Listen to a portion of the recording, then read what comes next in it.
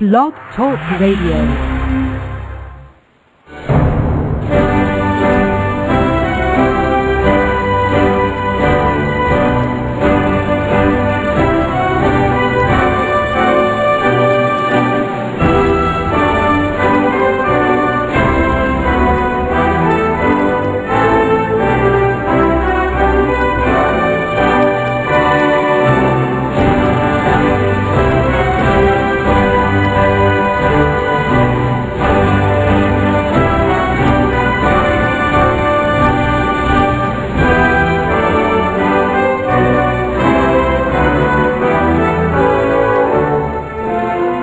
Meus amigos, estamos aqui de volta. Como sempre, começamos esse programa invocando a Santíssima Virgem Maria, o Santo Padre Pio de Pietrelcina, para que roguem a Deus que nenhuma injustiça se cometa nesse programa.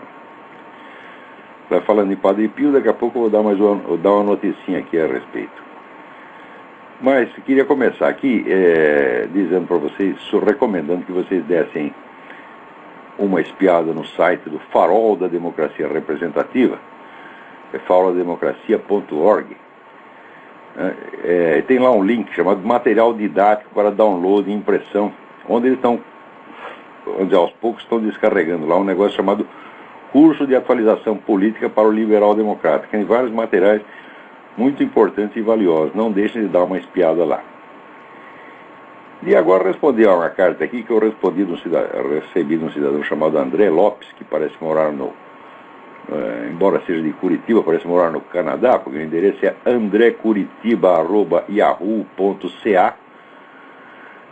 Eu vou ler a carta dele e em seguida fazer as observações. Não que a carta vale alguma coisa, mas porque é sintomática e típica de alguma maneira. Tenho ouvido suas acusações contra Barack Obama no Throat Speak. Entre outras coisas, você afirma que terroristas pagaram o curso dele na Harvard, que o seu histórico escolar está escondido. Parênteses, a Harvard não tem interrogação, fecha. Que o presidente do Irã diz que a eleição dele será o domínio do Islã na América. O senhor é vítima de pessoas que o acusam de ser sustentado por uma mão invisível da direita, o que não acredito. Porém, as suas afirmações contra o Obama acabam sendo tão levianas quanto, por não serem acompanhadas de provas, e custa acreditar que não haja nenhum órgão de comunicação de direita nos Estados Unidos que possa trazer isso à tona. É impossível, isto é, a Fox não levante essas questões e o senhor sim. O senhor pode apresentar algum site com reputação que apresente provas das acusações que o senhor faz? O senhor bem sabe que a internet está cheia de lixo, portanto, há sites falando bobagem para todos os lados. Inclusive o senhor tem sido vítima disso. Sites como Obama Crimes, pelo próprio nome, já indicam por que existem. Quanto à inteligência do Obama, alguém que foi editor da Harvard Legal Review e foi professor de Direito da Universidade de Chicago tem plenas condições de escrever um livro. Eu não sou nenhum radical de esquerda ou de direita, mas acho que o senhor tem um nome a zelar e por isso lhe escrevo. E parece que o senhor está fazendo acusações sem provas, e isso acaba arranhando a sua imagem como filósofo. E bom, vamos ver aqui. Então, em primeiro lugar, é bom aproveitar essa carta para dar uns esclarecimentos. O meu critério na investigação desses fatos não é só um critério jornalístico. Eu uso todos os métodos que são, vamos dizer, aprovados em historiografia para a investigação dos fatos e a reconstituição do passado. Eu mesmo sou autor de um trabalho sobre isso, que é Metodologia nas Ciências Sociais. Lecionei várias vezes sobre isso e tenho alguma ideia de como se investiga. A primeira regra é o seguinte: o que sai na mídia ou deixa de sair não tem a mais mínima importância. Mídia é periferia da realidade. Os fatos mais importantes estão mais saindo na mídia. Por exemplo, quando as primeiras pesquisas que resultaram depois na bomba atômica, jamais foram noticiadas. Noticiou quando explodiu a bomba atômica, 30 anos depois. Né? Os fatos importantes na área da ciência, sobretudo os fatos que dizem respeito à verdadeira luta pelo poder, que não equivale à concorrência eleitoral, mas a luta entre grandes grupos de influência, isso jamais sai na mídia. Porque se você quer entender o que está acontecendo, a primeira coisa é esqueça a mídia. Tá certo? Não a mídia em geral. Porque quem nunca trabalhou no jornal é gostado de ver um sujeito amador que não entende absolutamente nada de jornalismo, né? Me cobraram aqui que as minhas palavras serão legitimadas por algum site de reputação ou por algum grande órgão de mídia, né? O sujeito nem sabe como se faz um órgão de mídia. Digo, em primeiro lugar, um jornalista profissional está careca de saber que todo jornal ou noticiário de TV, em todo jornal ou noticiário de TV, só a parte ínfima é feita com material local, isso é dentro da própria redação. O grosso vem de agências de notícias, de centenas de agências de notícias de todo mundo. O jornal vai se limitar a selecionar aquelas notícias de acordo com a sua preferência e publicar. Então, em primeiro lugar, o jornalista profissional não se informa com material de jornal nem de noticiário de TV, se informa com material de agência de notícias. Regra número 1. Tá certo? Segundo, esse material de agência de notícias tem que ser sujeito, evidentemente, a um exame crítico. Então, para isso, o que você faz? É claro que existem fontes, vamos dizer, que já são, você já está acostumado a lidar com elas e sabe que geralmente o material é confiável, o que evidentemente não é uma prova, mas é apenas um indício. Então, em último caso, você vai, na medida do possível, aos documentos de fonte primária, tá certo? Ou depoimento direto. Por exemplo, toda confissão, mas porque em jurisprudência existem métodos de investigação, na verdade, não só em historiografia, mas também, vamos dizer, na ciência do direito, na arte da investigação policial. Uma confissão de crime, por exemplo, é considerada uma prova cabal. Se o sujeito confessou o crime, não se investiga mais, se parte do princípio de que ele é o autor. Não é isso? E, então, tudo que o sujeito depõe contra ele mesmo, em geral é verdade, a não ser o único sujeito que depõe contra si mesmo, que mente contra si mesmo, é maluco. Então, excluindo a hipótese da demência, né, que deveria ser visível pela própria aparência do sujeito, a confissão de um ato comprometedor ou criminoso, em geral, é verdadeira. Tá certo? Então, por exemplo, no caso, que terroristas pagaram o curso dele na Harvard. Eu não disse terroristas, eu disse organizações pró-terroristas. Isso é importante.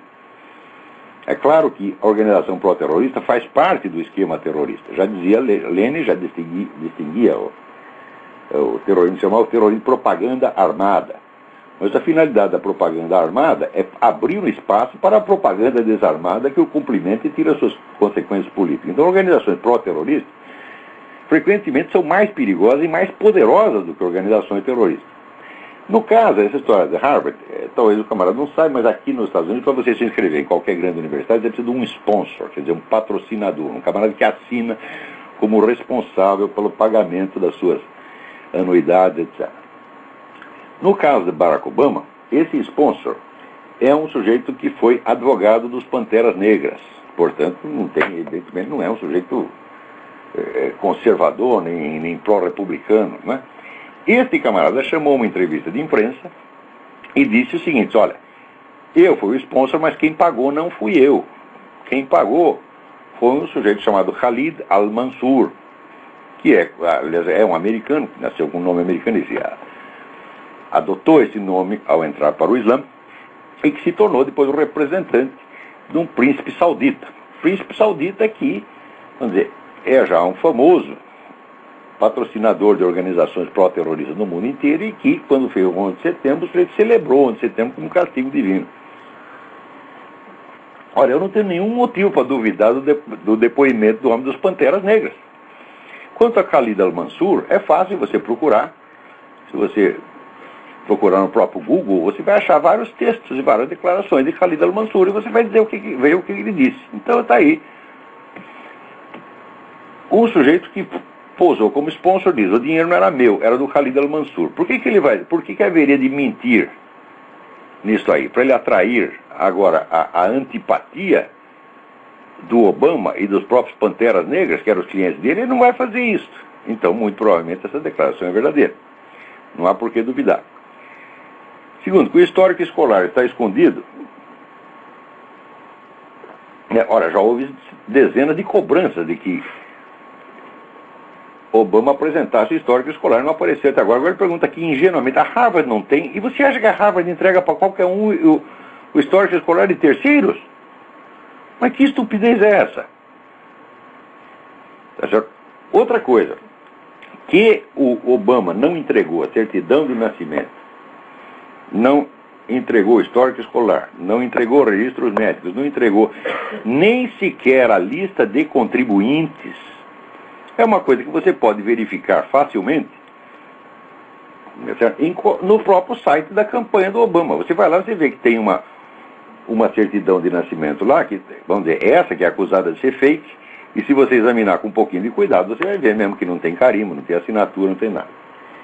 Quem respondeu que a certidão é autêntica, que verificou, etc., etc., foi o site Fact Check, que é apresentado por aí como um site suprapartidário, etc., etc. Suprapartidário coisíssima nenhuma.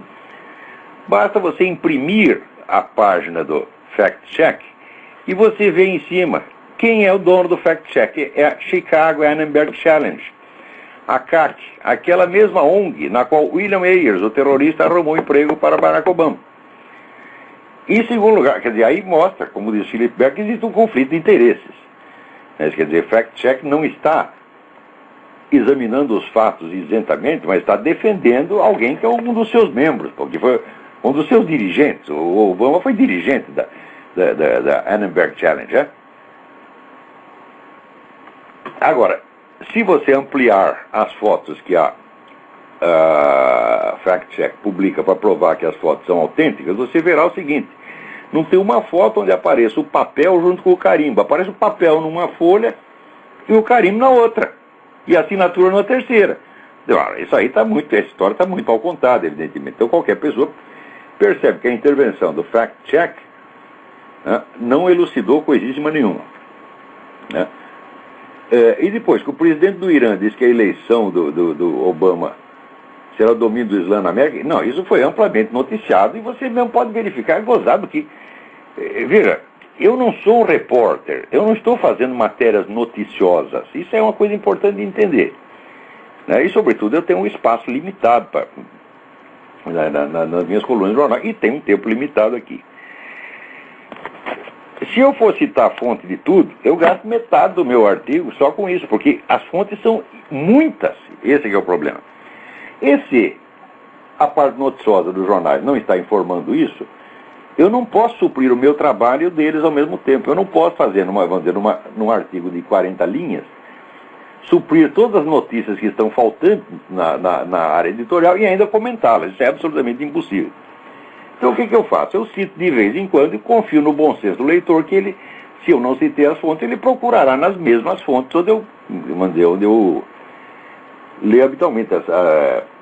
As minhas fontes habituais são o site WorldNet Daily, o Newsmax.com, o Drudge Report. Matt Drudge foi o sujeito que descobriu o famoso caso da Mônica Lewinsky, né? E as agências noticiosas. Se você não achar aí, é porque, se não tiver aí, eu cito a fonte, então. É fácil verificar essas coisas. Agora, o camarada veio me negar notícias negar fatos notórios, como por exemplo essa declaração do presidente do Irã. Essa declaração, ela não foi censurada em parte alguma, ela apareceu em vários jornais, apenas não apareceu com o devido destaque, e as pessoas se recusam a ver nisso qualquer indício a respeito do Obama. Dirão assim: o coitado do Obama não tem nada a ver com o que o Ahmadinejad disse. É mais ou menos como o caso da Acorn, né? Que está distribuindo aí milhões de títulos de eleitor falsos, já tem processo movido pelo Partido Republicano. E o pessoal diz: então o Obama não tem culpa de que a Acorn tenha decidido ajudá-lo ilegalmente. Tá certo? Então o Obama nunca tem culpa de nada que se faz em favor dele, né?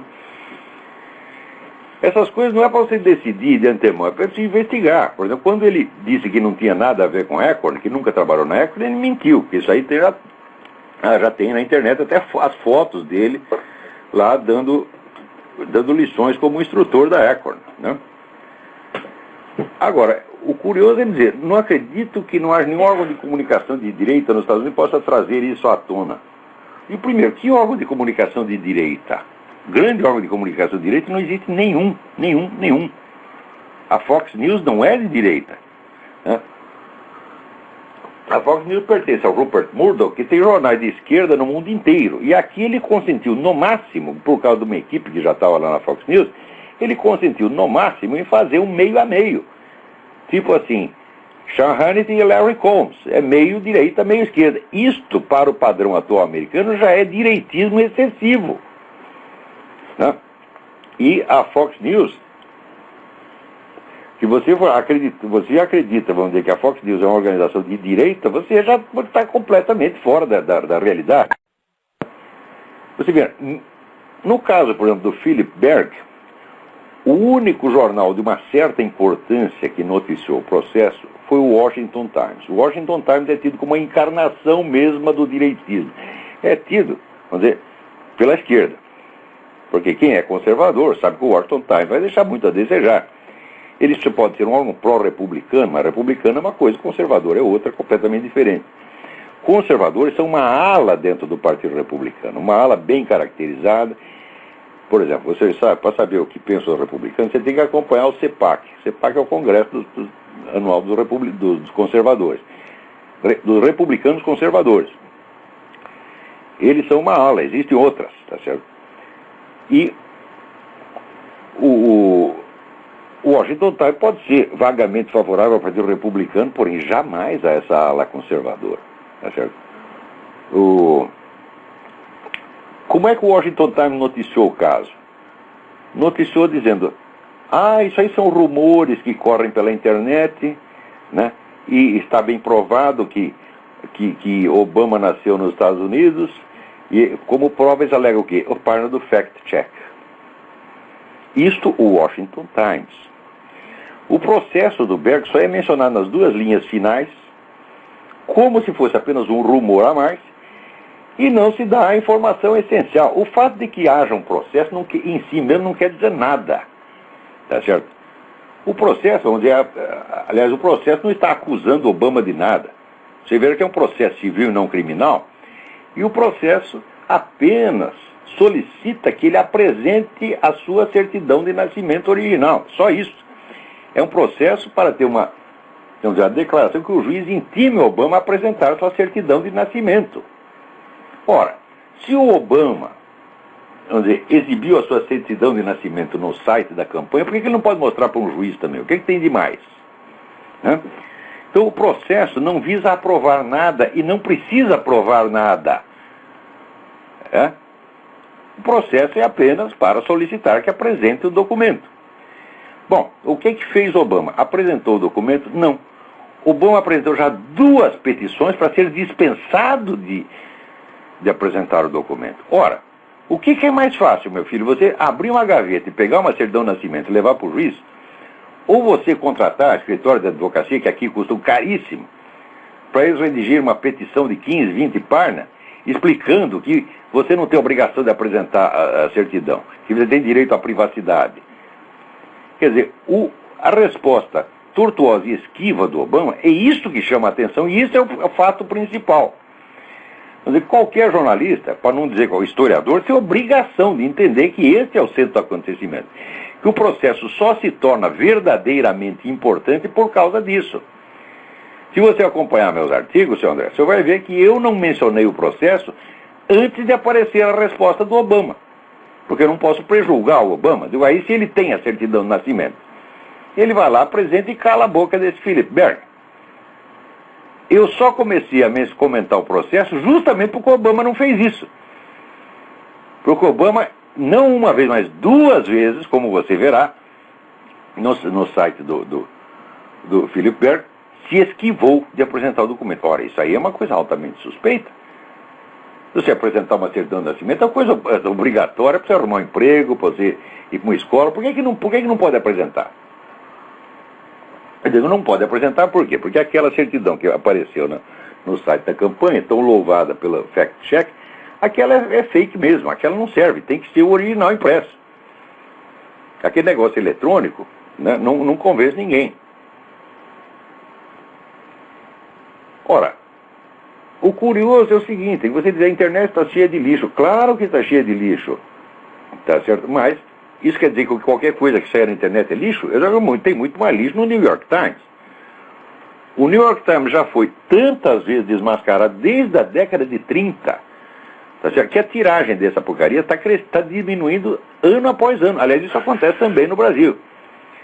No Brasil, a tiragem, ela, quando não cai, ela permanece estacionária. Eu asseguro para você que a tiragem dos grandes jornais no Brasil, Folha, Estadão, etc., é a mesma dos anos 50, quando a população era 3 vezes menor, tá certo? E o analfabetismo alcançar pelo menos 50% da população. Peraí, tem alguém na linha, deixa eu atender. Alô, quem é? Alô? Eu não estou ouvindo nada. Alô, desliga aí, esse aí dançou. Continuando aqui. O curioso é que ele julga o site www.obamacrimes.com, o próprio nome já indica. E como, peraí. Obama Crimes é o nome do site do seu Philip Berg. No site do seu Philip Berg estão os documentos oficiais do processo. A petição inicial que ele apresentou e as 2 defesas do Obama. Isso são documentos de fonte primária, meu filho. Se existe um site que é confiável, é obamacrimes.com. Porque ele tem apenas a reprodução e, vamos dizer, o relatório do processo. Isso é muito mais confiável do que a mídia americana inteira. Documento de fonte primária é assim, coisa final em história, tá entendendo? Ora, quer dizer que, indo lá e lendo a defesa do Obama, lendo a petição inicial não quer dizer nada, porque o próprio Philip Berg não está afirmando isso aí. Ele diz, eu quero que o Obama venha e me desminta, que ele me apresente os documentos. Portanto, ele não está acusando o Obama propriamente de nada. Está só apresentando as razões pelas quais o Obama tem a obrigação de apresentar o documento. Quando você vai ler a defesa do Obama, aí que a coisa se torna interessante. Tá certo? Outra coisa, se você quer coisa de reputação, eu digo, ó, Philip Berg é um ex-procurador-geral do estado da Pensilvânia, porra. Foi candidato a governador da Pensilvânia, não é um Zé Mané, você tá entendendo? O Philip Berg em si, ele tem mais credibilidade, tem fé pública por ter sido procurador do estado. Tá certo? Fé pública que o New York Times não tem, entendeu? Ou o CNN não tem. Por que eu vou confiar em repórterzinho, tá certo? Quando está aqui um procurador do estado me apresentando documentos oficiais, tá certo? Então não tem o menor cabimento. Agora, mais adiante eu fiz uma referência que o pessoal aqui está dizendo que o livro do Obama, Dreams of My Father, não foi escrito por ele. Quem levantou isso foi um repórter chamado Jack Cashill, que é um dos melhores repórteres americanos. Já li muita coisa boa do Jack Cashill, eu sei que ele não está brincando. O que fez o Jack Cashill? Pegou escritos anteriores do Obama, tá certo? E escritos atuais, e usando um programa de computador para avaliação estilística de autoria, botou os 2 lá, e a conclusão é a seguinte, essas 2 coisas não foram escritas pela mesma pessoa. Existem processos matemáticos pelos quais você vê, por exemplo, a extensão média das frases. Tá certo? O uso repetitivo de determinadas palavras em determinados contextos ou determinadas figuras de linguagem. Isso aí se utiliza, é claro que não, vou dizer, isso não dá uma certeza absoluta, mas dá um indício, vamos dizer, um elemento de probabilidade muito maior do que pesquisa eleitoral. Você vendo os escritos do anterior do Obama, são muito ruins mesmo. Tá certo? E o fato é que o Dreams of My Father é um livro literariamente notável, é um dos motivos da fama do Obama, é que ele foi celebrado como um grande escritor. Quando você vai ler, realmente, são trechos notáveis que tem ali. Então, não apenas há uma diferença de qualidade, mas a diferença de cacoetes estilísticos, comprovados ali no exame por computador. Agora, é verdade, eu não citei a fonte, eu apenas disse, mas, ora, se você procurar no Google, você vai achar, para lá, né, Dreams of My Father, né, autoria, dúvidas, vai aparecer milhares de fontes. Jack Cashill é um sujeito enormemente conhecido aqui. Tá certo? Mais ainda, o Jack Cashill, depois que ele falou isso, teve um deputado, esqueci o nome do deputado, que se interessou pelo caso, né? E colocou à disposição dele um segundo computador para refazer o teste. Ele foi lá, refez o teste e deu a mesma coisa. Mais ainda, ele fez o mesmo teste usando o Dreams of My Father e vários escritos de William Ayers, o terrorista. E há uma alta probabilidade de que tenham sido escritos pela mesma pessoa. Daí o Jack Cash ainda colhe exemplo de um outro sujeito também ligado às Panteras Negras, que publicou um livro tal, e que diz lá que, que ele mesmo admite que o William Ayers foi o ghostwriter dele. Olha, William Ayers e Barack Obama, Louis Farrakhan, que é o sujeito do Nation of Islam, essa turma do Panteras Negras, todo mundo vive assim, de 1 a 3 quadras do outro num bairro chamado Hyde Park, em Chicago. É tudo vizinho, trabalharam juntos anos a fio. Um já é reconhecido como sendo ghostwriter e é um excelente escritor. William Ayers pode ser um criminoso, mas é um escritor hábil. E o outro, de repente, que é um sujeito que escrevia redaçãozinha de ginásio, aparece como autor de uma obra-prima da literatura. Mas que brincadeira é essa, porra? Né? Então, essas matérias do Jack Cash foram todas publicadas no WorldNet Daily. Tá certo? Agora, como é um assunto que já foi comentado por outros órgãos, se dizer num site importante, olha, peraí, note bem, existe algum site de reputação? Não há nos Estados Unidos inteiro um site jornalístico de maior reputação do que o WorldNet Daily. O WorldNet Daily, a visitação dele diária é 10 vezes a tiragem do New York Times. Nunca houve um site noticioso com mais reputação do que esse, porra. E é lá que estão saindo as coisas. Agora, eu assinalei que o próprio WorldNet Daily ficou inibido de publicar o negócio do Obama, do processo do Berg. Por quê? Porque é escandaloso demais, parece um absurdo. À primeira vista, esse Berg parece um maluco. Agora, digo, olha, meu filho, você quer saber como é que se julga credibilidade de uma coisa? Eu tenho um livro sobre credibilidade, chama-se Aristóteles em Nova Perspectiva, a Teoria dos 4 Discursos. Tá certo? Desde Aristóteles, você sabe que existem 4 níveis de credibilidade. Quer dizer, o primeiro é uma coisa ser meramente possível, como quando você diz, olha, existe vida em Marte. Eu digo, bom, é possível, não tenho a menor ideia. O segundo nível, verossimilhança. Verossimilhança é aquilo que parece verdadeiro, que parece com o que já acontecia antes. O terceiro nível é probabilidade, quer dizer, quando você consegue, vamos dizer, mais ou menos quantificar a probabilidade com que uma coisa vai acontecer. Tá certo? Ou a probabilidade ou razoabilidade. E o quarto é certeza absoluta, como por exemplo 2 mais 2 é 4. Né? Ora, se você possui uma prova com nível de credibilidade superior, é ilegítimo você apelar ao nível inferior.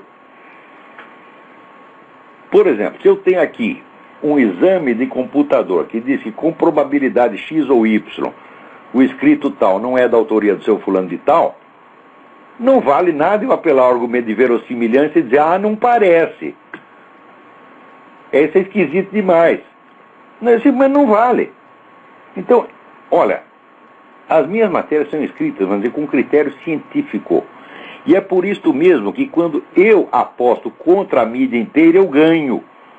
Como ganhei no caso do Foro de São Paulo. Tudo que você está me dizendo aqui sobre a improbabilidade dessas coisas, André, disseram para mim a mesma coisa durante 10 anos a respeito do Foro de São Paulo. Eu era um maluco que estava inventando coisas, era teórico da conspiração, era psicótico, paranoico, louco, extremista de direita, mentiroso, vigarista, me chamaram de tudo. E eu dizendo, vocês estão enganados, aqui o Foro de São Paulo existe, está atuando e é uma organização grande e lá tem organizações terroristas, organizações de sequestradores, etc. No fim se comprovou tudo. Daí o que os caras falam? Tem que disfarçar o vexame. Então de repente eles começam a falar do Foro de São Paulo como se sempre tivessem falado. Isso aí o Globo fez, a Folha fez, o Estadão fez, todo mundo fez. No caso do Philip Berg, eu lhe digo, o processo movido por Philip Berg é a única coisa real que está acontecendo na política eleitoral americana. O resto é quase tudo, é só impressão, é jogo de cena, é bobagem, incluindo as pesquisas de mercado, pesquisas de eleitores, de intenção de voto. Tá certo?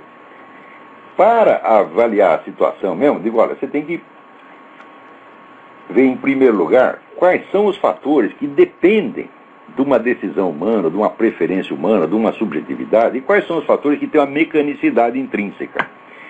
Então, o processo tem uma mecanicidade intrínseca, meu filho. Processo você não consegue parar, você está entendendo? A hora que você quer. Depois que você começou o processo, ele tem que seguir um certo trâmite. E está exclusivamente na mão do juiz. Se o juiz decidir que o Obama está dispensado de apresentar a sua prova, tá certo? O Philip Berger recorre, né, ao terceiro circuito e depois recorre à Suprema Corte.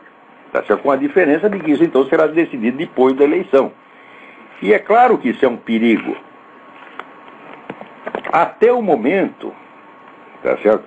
Veja bem, quem tem que provar nacionalidade é Obama.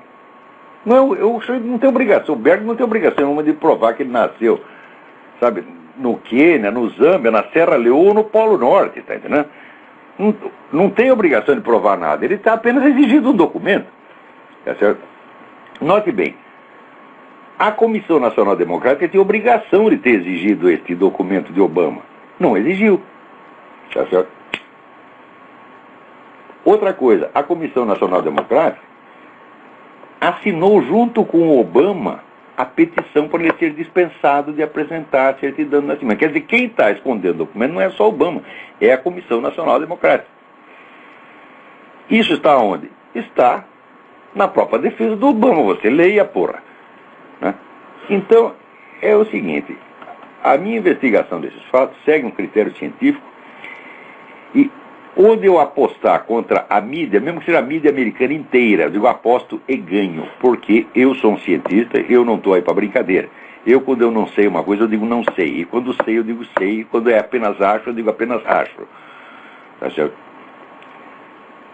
Não estou aqui para receber lições de pessoas que acreditam, assim, na mídia, que toma a opinião média da mídia como se fosse o juiz da verdade. Quer dizer, aquilo que está acontecendo tem que aparecer na mídia. Se não apareceu, não aconteceu. Ora, isso aí é para quem nunca esteve dentro de uma redação. Eu estive 40 anos dentro de redações. Eu tenho 44 anos de jornalismo nas costas, além de vários estudos de metodologia científica que me dão os meios de distinguir aí o que é verdadeiro, o que é falso e o que é incognoscível, o que não dá para saber. Tá certo? Alô, tem alguém na linha aí, vamos lá. Alô? Olavo? Alô, Sim. Olavo? Sim. Oi, aqui é o Davi de Belo Horizonte, tudo bem? Tudo bem? É o seguinte, eu tenho uma pergunta aqui, que é uma pergunta que pode ser um pouco cabeluda, mas vamos lá, eu até redigi ela, ok? Bom, é o seguinte, veja esse negócio, a eleição nos Estados Unidos, eles estão prestes a eleger um traidor. Eu vejo o que se transformou a mídia de massa e, por conseguinte, a opinião pública, a apostasia em massa e a nova ordem mundial que promete criminalizar o cristianismo. O Ocidente parece estar em decadência e nós estamos diante de uma crise. Bom, o Ocidente eu considero que os grandes pilares dele são a filosofia grega, cristianismo, direito romano. Houve ciclos culturais na história da humanidade, normalmente relacionados a religiões. Porém, eu não vejo o advento do Deus encarnado como apenas mais um ciclo cultural. Então, a minha pergunta basicamente é o seguinte: se não é o cristianismo que está em crise, o que está em crise? Essa é uma boa pergunta. Olha, item 1, o cristianismo não está em crise de maneira alguma. O cristianismo é a religião que mais cresce no mundo, inclusive dentro dos países islâmicos. Existe um anuário aqui que se chama World Christian Trends, né, que avalia exatamente, vamos dizer, o crescimento de cada religião no mundo, quantos fiéis entraram, quantos saíram, etc, etc. E você vai ver que a história de que o Islã é a religião que mais cresce no mundo é fake. Isso é só propaganda, não tem um estudo estatístico que comprova isso aí. Mas o World Christian Trends mostra que o cristianismo está crescendo pra caramba, no mundo inteiro, de uma maneira avassaladora, tá certo? Isso nunca sai na mídia. Por quê? Porque mídia é periferia da realidade, meu filho. Só que não sabe como se faz no jornal, é que acredita nesse negócio, porra. Meu filho, num jornal você não tem tempo de examinar nada. Um sujeito que está lá, um copydesk que está lá sentado, passa 30 folhas pela mão dele para ele corrigir aquilo todo dia. Ele nem presta atenção no conteúdo, tá entendendo? Quer dizer, não, e num jornal, você não tem jornal, notícia TV, você não tem tempo de examinar as coisas com seriedade. Então, isso tudo é curioso. Nos anos 50 e 60, quando eu formei a minha mentalidade, todas as pessoas letradas sabiam que mídia não é uma fonte confiável, que um profissional, um sociólogo, um historiador, um cientista político, vai em fontes primárias. Todo mundo sabia disso. Agora, hoje em dia, eu vejo pessoas que estudaram na universidade, todo mundo acreditando em mídia, dizendo, se não saiu no Globo, se não saiu no New York Times, é porque não aconteceu. Eles ficaram todo idiota, meu Deus do céu. Então, o cristianismo não está caindo de maneira alguma. Vamos dizer, o que está acontecendo é o seguinte. Nos últimos 200 anos, se tentou criar aqui no Ocidente uma civilização modernista leiga. Esta está caindo. E ela vai ser... O cristianismo... Intelectuais, né? Então só vem o Islã no lugar, meu filho. Porque você vê, na Rússia, nos países do leste europeu, né, depois do comunismo, são os países que têm a taxa de natalidade mais baixa. Quer dizer, o comunismo levou os camaradas a uma depressão, na qual eles não querem viver, não querem ter filho, etc, etc. Cria um vazio espiritual. Ora, os teóricos da Revolução Islâmica já escreveram, já tem, como é que se diz, agora não vou conseguir lembrar o nome do sujeito, tá certo? Mas vários deles dizem isso. O Islã é o que vai dar, vamos dizer, um conteúdo espiritual para a Revolução Mundial, porque a Revolução Mundial em si é vazia. Então o que vai acontecer? O Islã vai tomar conta dessa área comunista, tá certo? E vai tomar conta do Ocidente liberal, porque civilização leiga é quadrado redondo, meu filho. Nunca existiu, nem vai existir. Civilização é religião. Onde você não tem religião, não tem civilização. Você tem vamos dizer, o que acontece é que 2000 anos de história do cristianismo possibilitam que no fim, nas etapas finais, haja um simulacro de civilização se apoiando em resíduos de valores cristãos consolidados. Mas isso dura pouco. Logo cria um vazio e vem o Islã e toma tudo. E esse pessoal liberal modernista não tem fibra para reagir ao Islã. Por quê? Porque eles são mentalidades incertas, mentalidades puramente negativas, tá entendendo? Não tem valores positivos nos quais se afirmar. Então o Islã tem. O Islã não é revolucionário. O Islã é um princípio de ordem. É um princípio de ordem que você pode achar detestável, porque é totalitário, é isso, é aquilo, é tudo bom, mas é uma ordem. Então, entre a desordem total e a ordem vai predominar o que? A ordem islâmica, porque a cristã eles não querem mais. Então fica assim, o Islã é uma espécie de plano B, você está entendendo? Quer dizer, meu filho, você não aceitou a escola Rizon e Frank, então tu vai para a FEBEM. É o que vai acontecer. O Islã é a FEBEM da Europa, tá entendendo? Quer dizer, você não aceita... Por exemplo, você não aceita confessar seus pecados de vez em quando, né? Pedir para Jesus Cristo te perdoar, limpar teus pecados. Então vem aí o Ayatollah, vai vestir sua mulher de burca, né? E vai fazer você ajoelhar 5 vezes na direção da Meca. E assim por diante, pô. Não pode comer isso, não pode comer aquilo, né? Quando eu me referi na apostasia, eu me referi mais no sentido dos intelectuais. Porque realmente dá para ver que houve uma apostasia. A intelectualidade ocidental está em frangalhos. Mas ela só fez, os últimos 200 anos, só fez se vender, porra. E a filosofia grega também foi lá para baixo. Mas que filosofia grega? O pessoal não entende nada disso. Você me mostra um professor universitário nesse país aí, que seja capaz de ler um texto de Aristóteles e de tirar uma conclusão razoável. Quando eu publiquei meu livro sobre Aristóteles, que foi em 97, fazia 30 anos que não saía um livro sobre Aristóteles no Brasil. 30 anos, com esse monte de universidade que tem, pago com dinheiro público. Você sabe o que é 30, vamos dizer, racionamento aristotélico durante 30 anos? Isso não existe em parte alguma do mundo. Então aconteceu aí. Tá certo? Olavo. Quando a gente fala de decadência, no Brasil a gente tem uma medida diferente das coisas, tá entendendo? Quando fala de decadência, quer dizer, nos grandes centros, nas grandes universidades, isso aí já acabou. Mas tem escolas menores que continuam. Né? Aqui você tem escola que molecada de 5 anos já lê em latim e grego. Tá certo? Quer dizer, é uma nova geração que está sendo formada e que vai subir ao primeiro plano da história daqui 20, 30 anos. Enquanto, vamos dizer, o establishment esquerdista só está produzindo analfabetos.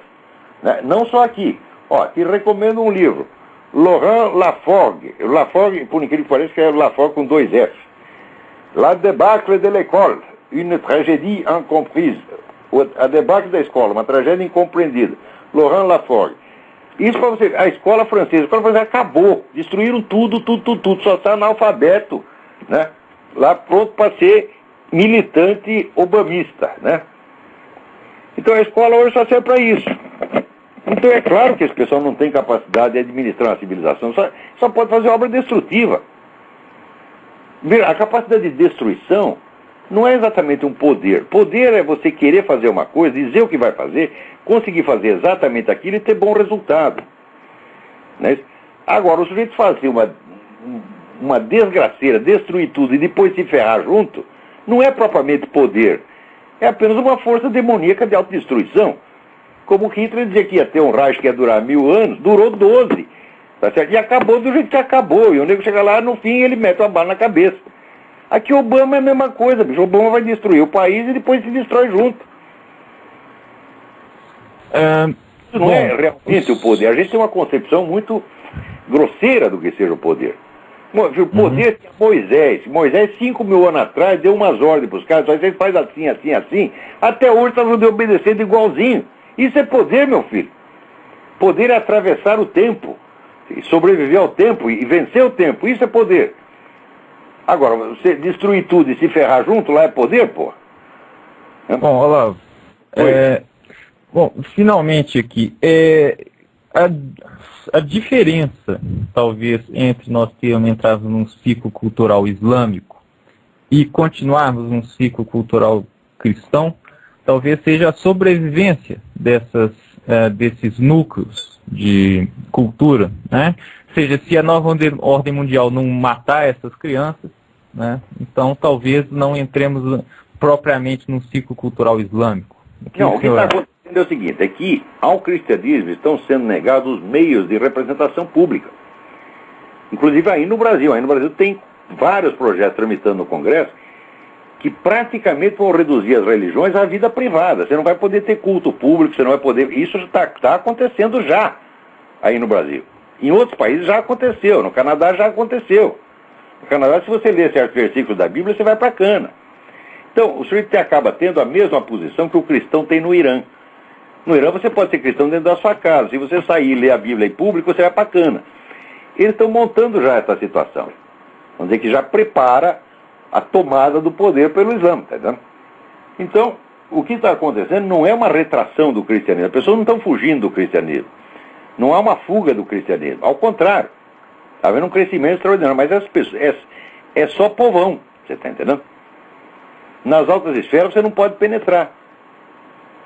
Você não pode ter voz ativa na universidade, no parlamento. Ou seja, estão expulsando a religião cristã da vida pública. Ao mesmo tempo onde o cristianismo está se expandindo numericamente. Isso aí só pode terminar mal. Terminar mal como? Numa matança. Porque se você destrói culturalmente uma comunidade, você destrói os meios de participação na vida pública, na comunidade, e você a marginaliza completamente, mas ela continua existindo e sendo numericamente significativa, o que você vai fazer? Você vai ter que matar os caras, porra.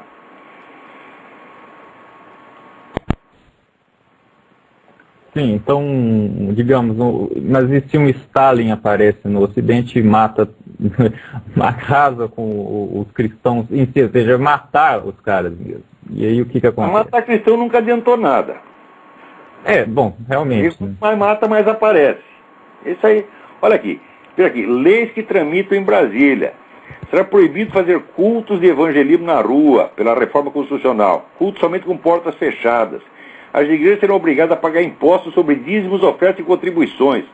Programas evangélicos da televisão terão horário limitado. O pastor só pode fazer programa de televisão se tiver faculdade de jornalismo. Vai ser considerado crime... Por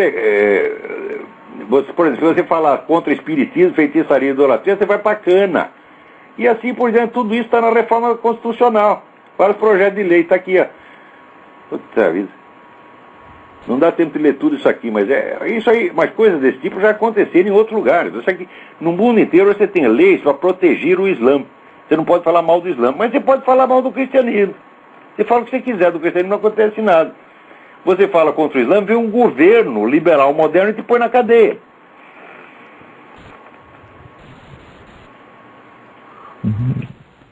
Bom, eu acho que é isso então. Fila aí Bom, esperando para falar. ok, muito obrigado, Olavo. Obrigado eu. Alô? Alô, quem é?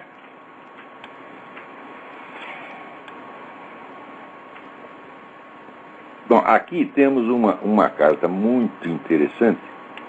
Duas cartas sobre paralaxe, uma do Daniel Scherer e outra da Camila Flores. Eu não vou responder essas perguntas aqui porque as respostas são muito complexas, mas eu vou fazer uma gravação para o seminário de filosofia, não do curso do seminário, mas aquelas gravações que eu faço de vez em quando para lá, e vou responder as suas perguntas lá. Aliás, falando de seminário de filosofia, nós tivemos um problema horroroso com o provedor, tá certo? Que nós botamos material lá que a memória deles não aguentava, daí o que eles fizeram? Trancaram nossa conta. E não só trancaram nossa conta, como bloquearam o acesso ao nosso próprio material, de maneira que não podiam pegar aquilo para migrar para outros sites. Foi só hoje que conseguimos. Quer dizer, isso é uma sacanagem, uma filha da putice, né? Tem que processar essa porra desse site. Agora fica difícil processar, porque o seminário, a sede do seminário é aí. Eu estou aqui, né, e o provedor também parece que é daqui. Isso é uma sacanagem muito grande, mas graças a Deus já foi superado, já voltamos ao funcionamento normal, tá certo? Então, por favor, visitem lá o site www.seminariodefilosofia.org. E eu espero que até a semana que vem, ou se não for a semana que vem, daqui 15 dias, eu dou uma resposta para você lá. São cartas muito boas. Parabéns, Daniel Scherer e Camila Flores, pela sua pergunta. Mostra que vocês estão estudando mesmo, estão fazendo esforço para entender. Tá certo? É a coisa, no Brasil, o sujeito quer entender.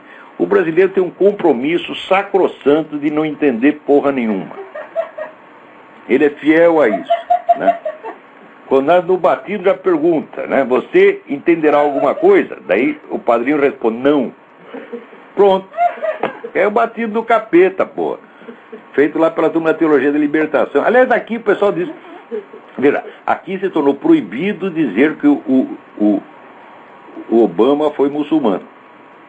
É incrível porque, veja, ele mesmo diz que ele se tornou cristão, entre aspas, aos 20 anos de idade, quando conheceu o pastor Jeremiah Wright. O que ele era antes?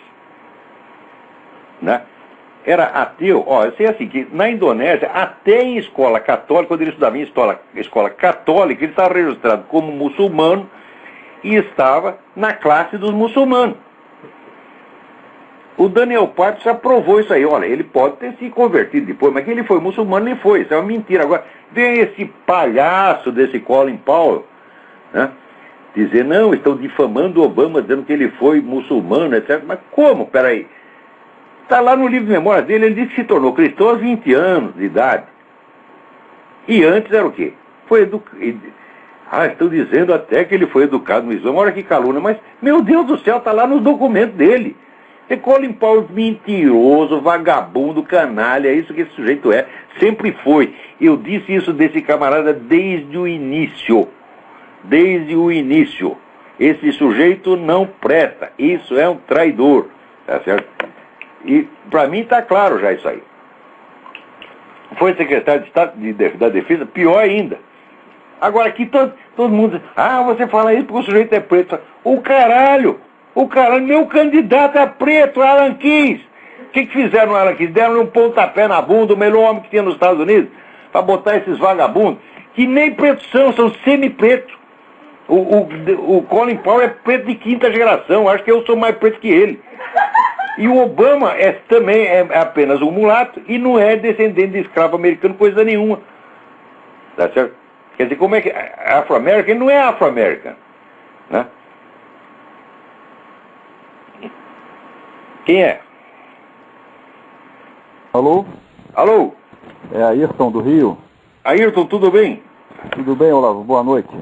Boa noite. Então, eu estou lendo aqui o Aristóteles em Nova Perspectiva, começando, né? Porque que eu tentei ler no original, realmente é complicado, rapaz. É bem mais difícil. Eu, quando comecei a acompanhar a sua carreira, eu estava começando a ver as suas colunas, né? Eu estava começando a compreender um pouquinho da filosofia e buscando informação. E é claro que a gente se apaixona primeiro pelo Nietzsche, porque é muito mais fácil, né? É mais fácil de escrever. Claro. Nietzsche é escritor para adolescente. Depois você descobre muito mais. É para adolescente, exatamente. E outra coisa também, os filósofos, esse rapaz que ligou aí contestando aí as suas opiniões sobre o Obama, que eu concordo com você plenamente, é porque os filósofos estão sempre muito à frente do tempo. Porque uma pessoa como o senhor que vive para estudar, para pesquisar, você está muito à frente de quem está vendo só a superfície ou acompanhando a mídia, né? Essa mídia. Tem um amigo meu que diz, o problema de você nascer 50 anos à frente é que você tem que esperar 50 anos. Esse é o problema. Eu desde que acompanho você não errou uma, rapaz. Só acerta tudo. Impressionante. Então, pelo menos que ele lhe deu o benefício da dúvida. Para ele não eu ter errado. Eu ter errado todas essas análises. Infelizmente, todas verdadeiras. É verdade.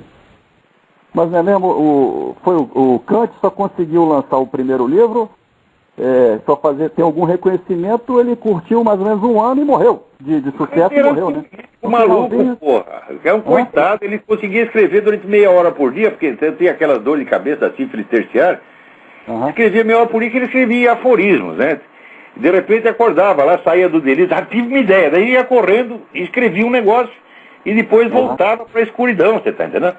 Então aquilo não faz coisa, às vezes tem até ideias brilhantes no meio, mas são ideias soltas.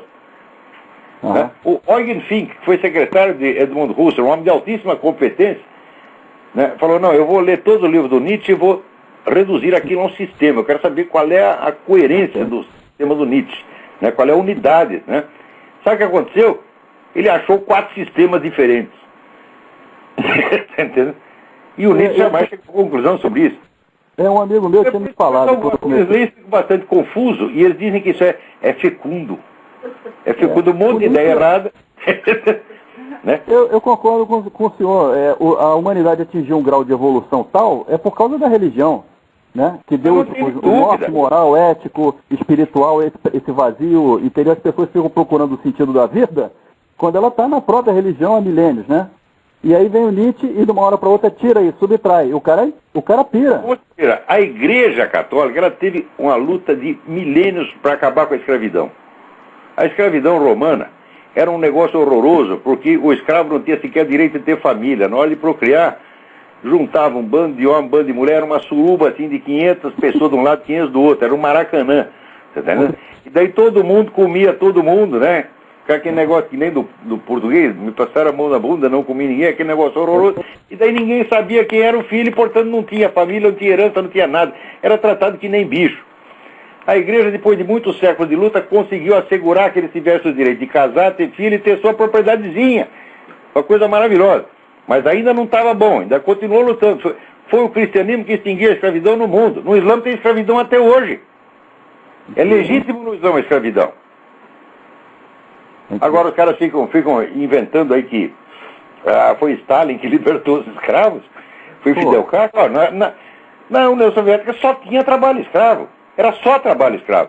Se você não tem o direito de escolher seu emprego e o lugar onde você trabalha, é trabalho escravo, porra. Na China é trabalho escravo. Na China hoje em dia é trabalho escravo, porra. Claro, a China é 100% trabalho escravo. Não tem direito a fazer greve, não tem outro jornal, não tem como contestar, não tem nada. Quer dizer, eu quero jogar a religião pela janela, olha, tem uma religião que é doce, macia, etc, etc. Tem outra que é durona, é porrada na cabeça, que é o Islã. Você imagina, olha, o George Soros dizia o seguinte, olha, esse negócio de você achar que você é Deus é uma doença, mas eu já estou me acostumando com a ideia. Então, se o George Soros pode pensar, então você durante 2 minutos imagina... O Lula também. O Lula também. O Obama aqui, chamou ele de Messias. Tem uma outra admiradora dele que chamou ele de meu Jesus. Agora, ele, muito modestamente, ele disse a seguinte frase: contrariamente ao que diz a opinião popular, eu não nasci numa manjedoura. Já pensou se ele não dissesse? Né? Agora, se o Obama pode brincar, eu também posso. Eu vou imaginar que eu sou Deus. Então tem lá uma religião, o cristianismo. Né? Eu mandei meu próprio filho para sacrificar para os caras. Bom, agora, a segunda que está prevista na Bíblia, preste bem atenção. Né? Ninguém pode negar totalmente as origens divinas do Islã, porque ela está anunciada na história de Abraão. Quando Agar vai para o deserto e o menino está chorando porque não tem água, né? Daí Deus anuncia, não fique perturbado que vai nascer dele uma grande nação. Nação não quer dizer nação no sentido moderno, jurídico, quer dizer nação, quer dizer um povo em torno de uma religião. Então o Islã está previsto na Bíblia, claro que está. Agora, o Islã é o plano B. E também avisa o seguinte, que o Islã seria como um jumento selvagem. Tá certo? Então, ó, você não quer aqui a religião do cordeiro, manso, pacífico, tem a religião do jumento selvagem que vai te dar coisa na bunda. É na marra. Na marra. E você vai ver o que é bom para tosse. É o que a escolha que a humanidade imbecil está fazendo. Olavo, você tem toda a razão. Eu vou desligar agora, que eu estou fazendo interurbano, e eu ainda não trabalho, não estou mamando nenhuma teta do governo, como esses petistas safados. Então tem que desligar aqui para economizar. Trabalhar, você vê que coisa horrorosa. Pois é, nós capitalistas a gente tem que trabalhar, bicho. É que nem Obama jamais trabalhou. Obama jamais teve um emprego, rapaz. É verdade. Vai ter que arrumar a ONG do Obama. O Lula ainda trabalhou de operar 2 anos. O Obama nem isso, ele já foi direto para a ONG, para cavar dinheiro, cavar verba pública. É um negócio incrível. Posso deixar uma pergunta no ar aí? Deixa. O que gostou da visita do Champagne ao babaca do Hugo Chávez? Por que o Champagne não vai falar com a oposição, ou com o líder estudantil que está perseguido pela ditadura chavista, né? Ele não pode ver um ditador que ele fica de pau duro, rapaz. É um negócio impressionante. Esse menino não tem jeito. Mas olha a cara dele. Você já viu bem a cara do Champagne? Porra.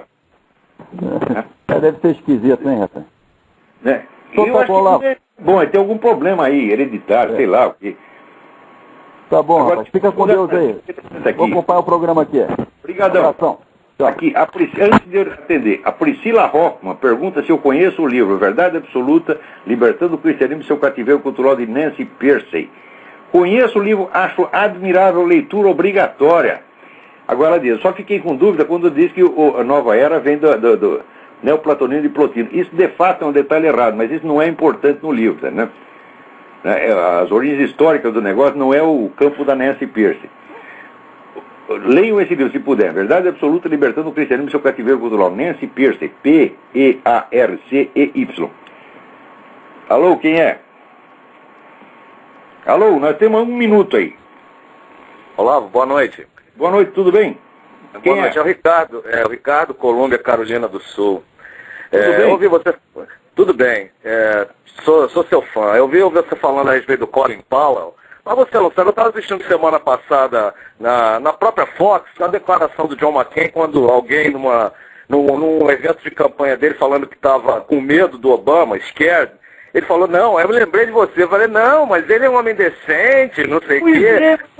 Não parece que o cara passou 10 anos no Vietnã. Provada, é apoiado por todos os inimigos dos Estados Unidos, e você desconfiar dele é racismo. O cara passou 10 anos no Vietnã combatendo comunista e foi prisioneiro de guerra, e na hora que ele tem oportunidade, que fala... Mas agora tá velho e broxa, pô. Agora não adianta mais. Mas assim não dá, assim não tem jeito, né? Não, e o John McCain nunca foi um conservador. John McCain é o que eles chamam liberal republican. Ele parece muito mal um democrata do que outra coisa. Quando escolheram o John McCain, em vez de escolher os outros, já decidiram que era para levar porrada. O John McCain está querendo entrar nessa luta com as 2 mãos amarradas, tá certo? E ainda dando vantagem para o adversário. Eu ouvi isso, eu fiquei, meu Deus do céu, assim não tem jeito. De qualquer maneira, muito obrigado, parabéns. No Diário do Comércio, que chama o Candidato do Medo, você vai estar tudo explicado lá por que essa merda está acontecendo. Agora, para não dizer que está tudo mal, vejam vocês. Abriram o túmulo do Padre Pio 40 anos depois da morte dele. O corpo está intacto.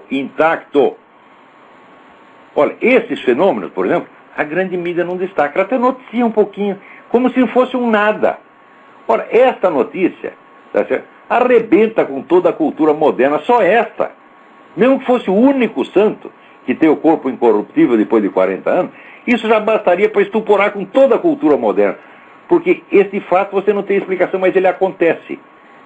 Tá certo? E isso é uma prova de que a Igreja Católica não está brincando com os ensinamentos dela. O que ela diz acontece. Pensem nisso, minha. No YouTube tem, você procura lá, Exhumação del Padre Pio. Exhumação, e tem um H depois do X. Exhumação. Vocês vão achar, lá tem vários vídeos sobre isso. Então, o grande Padre Pio, que foi beatificado, foi canonizado foi canonizado pelo João Paulo II, ainda está, depois de morto, ainda está dando a sua mensagem, tá certo? A sua mensagem de caridade, amor, de salvação. Vão lá e vejam isso. Esta notícia vale mais do que tudo que saiu na CNN, na Fox News, no New York Times, nos últimos 40 anos. Isso é mais importante do que tudo, porque isso diz respeito, vamos dizer, ao destino do ser humano depois da morte. Porque a nossa vida passa, ela é rapidinha. Mas depois disso tem um negócio chamado eternidade. O que vai acontecer para nós lá? Está aí o Padre Pio, depois de morto, respondendo. Então, até a semana que vem. Muito obrigado a todos.